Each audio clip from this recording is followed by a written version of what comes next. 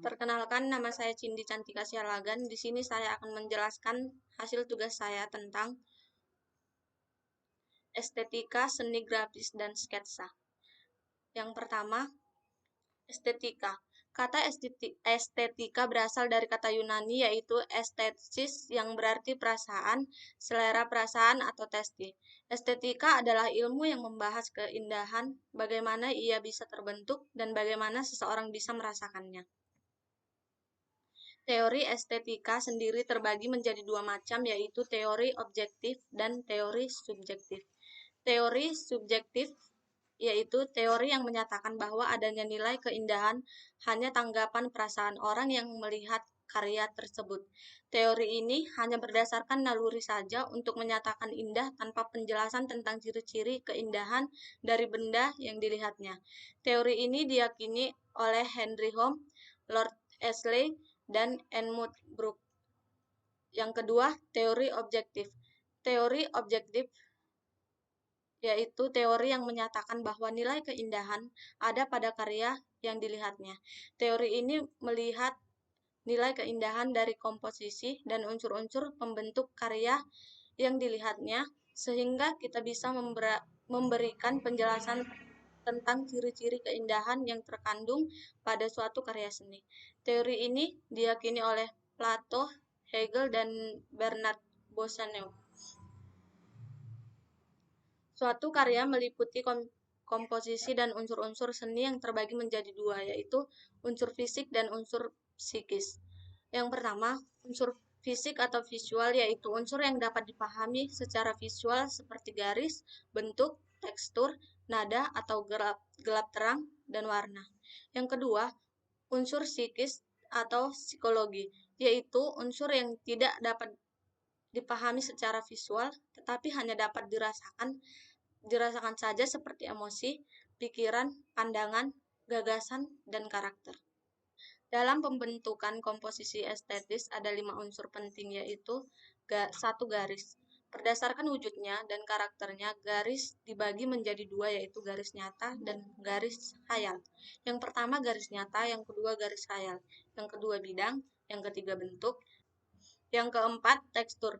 Tekstur ialah sifat permukaan luar dari suatu benda, misalnya kasar, halus, licin, atau kusam.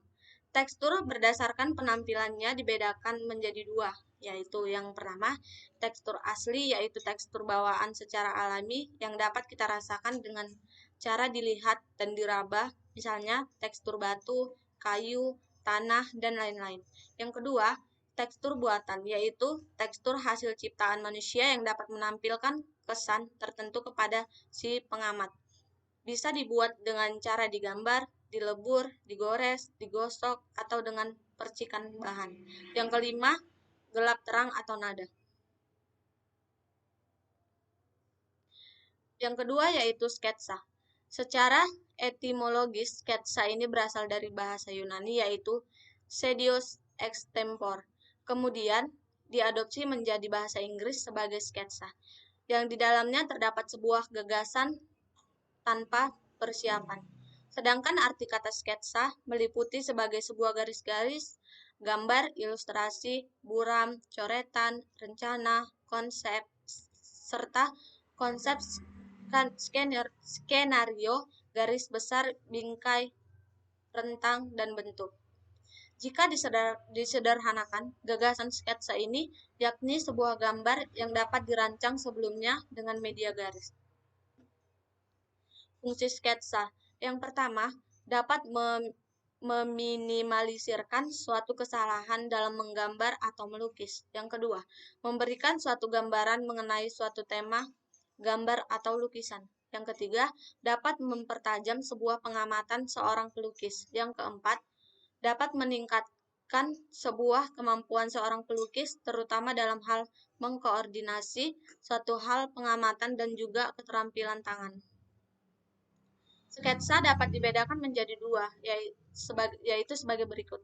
Yang pertama, seni rupa murni ialah sebuah seni yang hanya digunakan sebagai suatu hiasan saja, tanpa memperhatikan fungsi dan kegunaannya. Yang kedua, Seni rupa terapan merupakan sebuah seni yang selain memperhatikan keindahannya, juga dapat memperhatikan fungsi dan kegunaannya.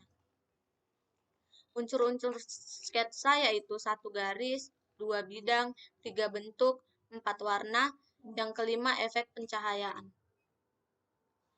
Jenis-jenis sketsa yaitu 1. Gambar garis besar, yang kedua sketsa cepat, yang ketiga studi citra. Teknik membuat sketsa, yang pertama 1 arsir, yang kedua dusel, yang ketiga teknik pointillis. Sampai disinilah hasil presentasi saya. Jika ada kata-kata saya yang salah, saya mohon maaf. Sekian dan terima kasih.